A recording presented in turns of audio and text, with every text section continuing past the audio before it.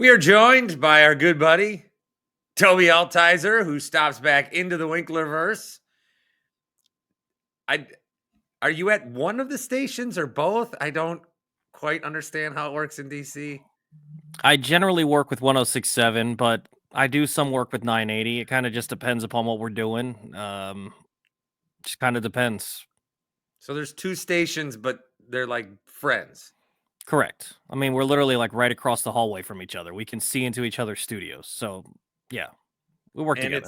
it's not as much of a competition. It makes everyone stronger.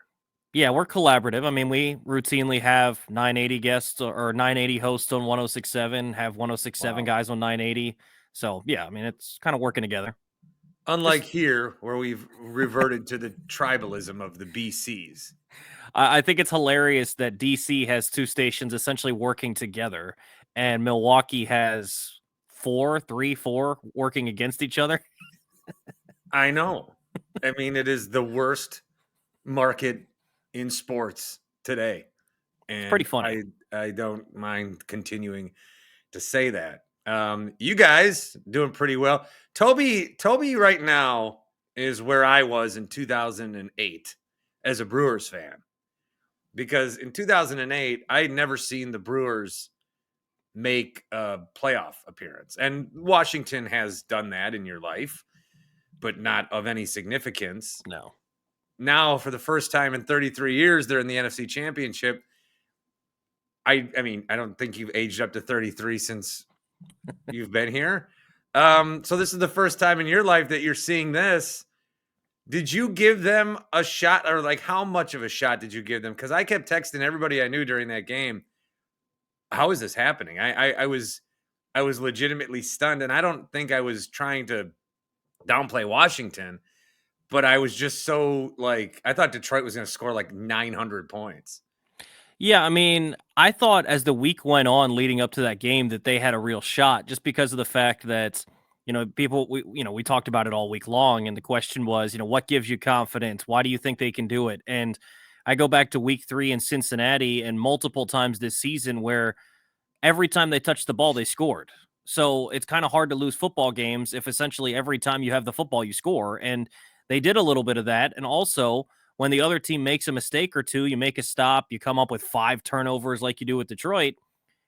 More often than not, if your offense is going, you're going to win that football game. Your defense doesn't have to be spectacular to win when you put up 45, right? So that's kind of where I was, where if they could score, which I thought they could with Detroit, it's not often that you go into a playoff matchup against the number one team in your conference and you're not scared at all of one of their units, whether it's an offense or a defense. And going into that matchup, there was nothing scary about Detroit's defense because they made Sam Darnold look like a pumpkin, but you just blitz Sam Darnold and he can look like that. Jayden Daniels is a different animal. He's playing like one of the best quarterbacks in the league right now. So you can blitz him all you want. He's not Sam Darnold. They did that, and he was able to overcome it and play really, really well. And so I wasn't scared of their defense. They scored enough points and came up with enough opportunities and plays to win on the defensive side of the ball. So I don't know that I expected them to win 45-31, but I did expect them to have a really good shot to win. So now that they've gotten here, what do you think about going into the weekend? Yeah, I mean, I think with Philadelphia, you're familiar with this opponent, right? And both of the games have been close. Everyone goes back and looks at that Thursday night football game, the first time they met in week 11, and Philadelphia ends up winning that one. Jayden Daniels was still banged up, and Jayden's looked really, really good since he kind of came out of his funk the first 3 halves of the season. I didn't think he looked good week 1. He didn't really throw the football well. And then the first half against the Giants in week 2, he didn't look great. From that second half of that Giants game in week 2 on, he looked really good until he had that rib injury against Carolina. And there was a losing streak in there. There was a little bit where he just didn't look the same. Philadelphia was a part of that in that Thursday night game. And if you remember, it was really close until the end of that game. There was a decision that Dan Quinn made. I can't remember exactly what it was, but there was a 4th down decision where he didn't kick it, and it ends up costing them the game because he went for it. They didn't pick it up. But there was a chance for them to have a lead with under 10 minutes to go in that ball game. So it's not as if that one was a blowout. Obviously, they come to Washington and lose with Jalen Hurts being out for the entirety of the 3 quarters after that spectacular first quarter by Saquon and the Eagles, and they come back and win that one. So it's a divisional foe. You know how these matchups go. You can throw out the records. Yep. all that stuff. They're Out the familiar with each other. window. Both the matchups have been close when they've met this year. Is Philadelphia the better team on paper? 100%. But I don't see any reason why they couldn't go to Philly and win this thing when, it's not like their offense has been clicking on all cylinders in Philadelphia, and Washington's, for the most part, has. So this has been quite a ride for Washington, and their fortunes have turned around the last couple of years. Obviously, the football team to the Commanders to the new owner to a new coach to a new quarterback. I feel like from afar, and I might have told you this, but it seems like Commanders is here to stay, and this cements that.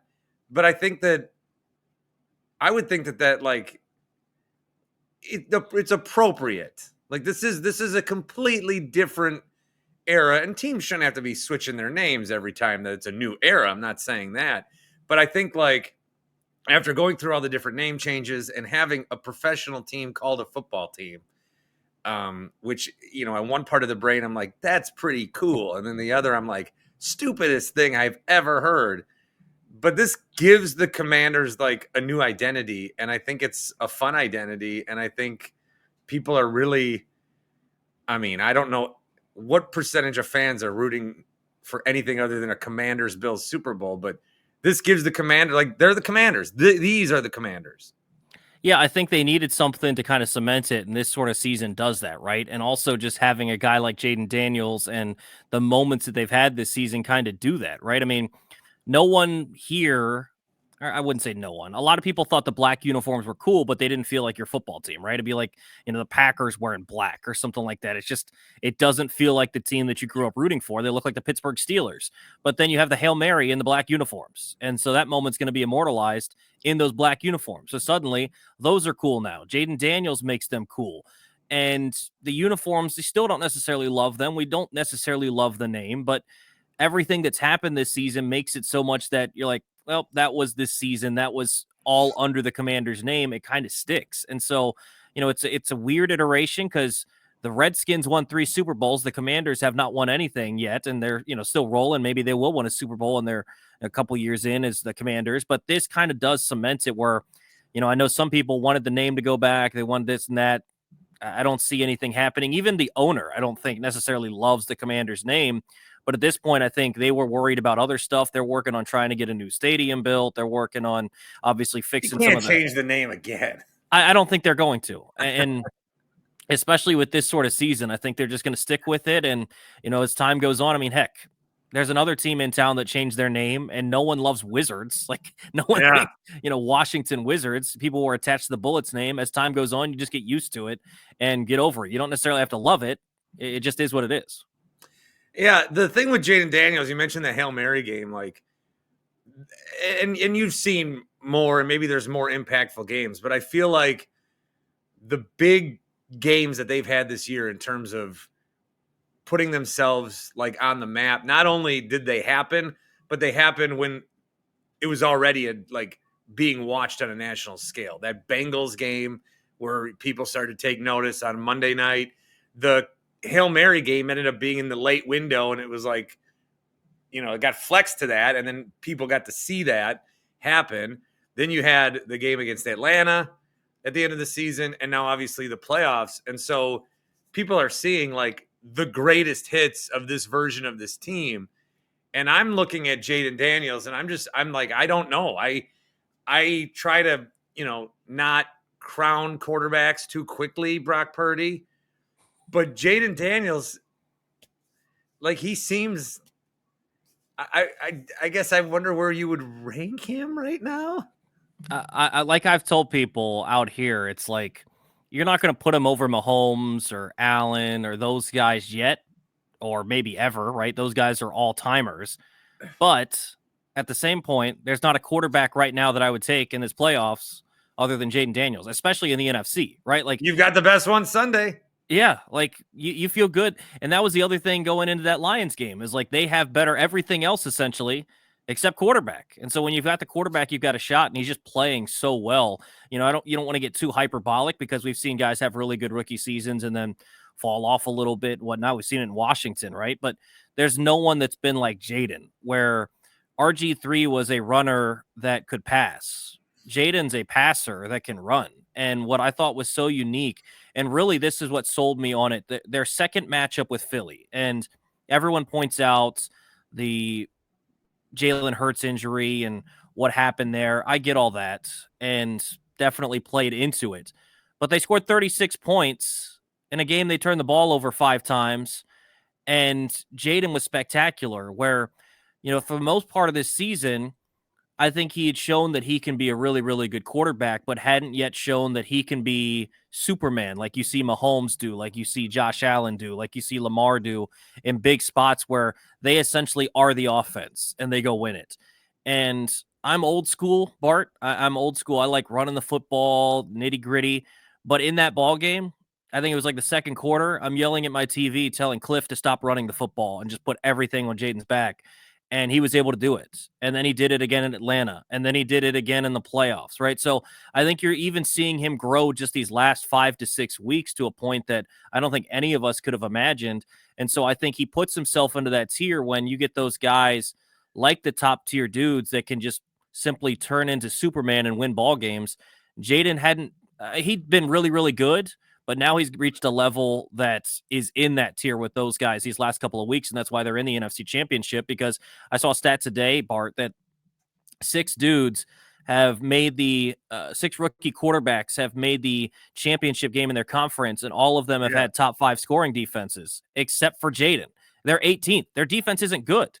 I was talking trash to a buddy after the Falcons game. I called him. He's a Rams fan. There's a potential they'd match up with the Rams in the wild card round.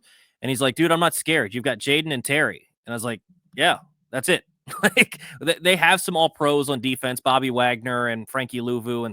But you don't feel great about their secondary. You don't feel great about their defensive line. You don't feel great about a whole lot except for Jayden. And somehow he's overcome all these things. And that's why they're in the NFC Championship.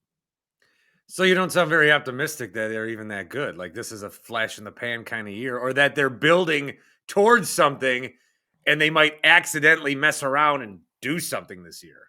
That second part, right? Like they're going to have so much cap space. Obviously, a first round draft pick now is you're picking 29th, right? Like or 30th. You're not picking early, maybe 32nd if things go right. Like it doesn't matter about that. They have a lot of cap space. This is the worst roster that Jayden's going to play with.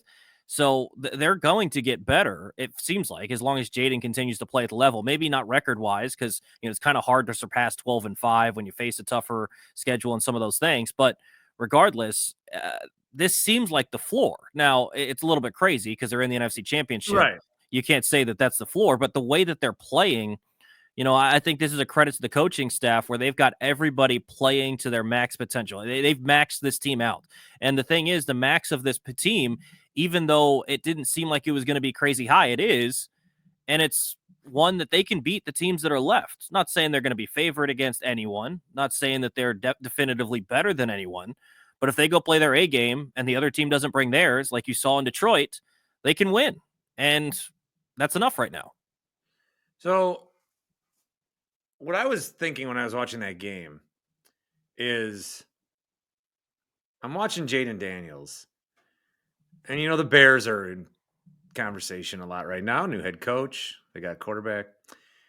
And I thought they should have taken Caleb. I was fine with that. But I'm watching this game, and, you don't know what the future is going to be. But in what I've seen of Caleb, I don't see Caleb playing that way. I don't know that I see Caleb playing the way that Jayden did on Saturday. If things were switched, if Jayden was in Chicago, if Caleb was in Washington, do you think a lot's different? Or is Jayden really has he gone up another rung on the ladder of Caleb? Like, this is not whoever was going to be here, rookie quarterback, we're going to do. This is a lot of Jayden Daniels specific. I think it is Jayden specific. I think that guys would have had success here because I think that Cliff Kingsbury's done a really good job of building the offense around his strengths. So whether it was Caleb, whether it was Drake May, and full disclosure, I was a Drake May guy, but Jayden has fully surpassed anyone's expectations.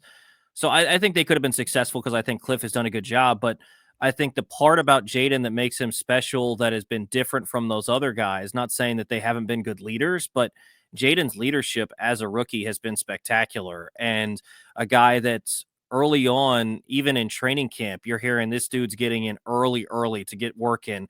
There was reports that Cliff Kingsbury's been getting to the building around 3:30 in the morning. And the next dude in probably is Jayden at 5.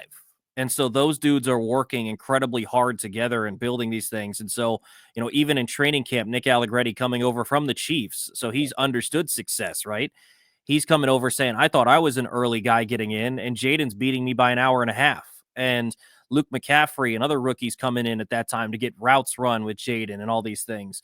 And so I think those sorts of aspects are things that outside of the football ability, outside of his ability to scramble and throw and all these things, I think those are differentiators between a Caleb Williams and a Drake May. Not saying that those dudes aren't working their tails off, but what Jayden has been able to do is just special. And then you throw in the aspect too that we've talked a lot about recently because people are writing articles and tweeting about it now is this VR stuff. He's kind of at the cutting edge of this VR thing where essentially he can get in extra reps against a real like defense where they can plug in what they're going to do. He turns the speed up to 1.7 times. So they're moving even faster and what he's looking at than what he's going to see on the football field. And I think as the season's gone on, you've seen the effects of that where the game never seems too fast for him. The game seems like it's slowed down for him already as a rookie. And I think that's why. So I think those sorts of aspects are the differentiators between him and the other guys. So how much better is he than Jordan Love? Well, so before the season, I said that there was a chance that Jordan Love could be the best quarterback in the NFC. And right now, I think the best quarterback in the NFC is Jayden Daniels. I won't say where I have Jordan Love ranked.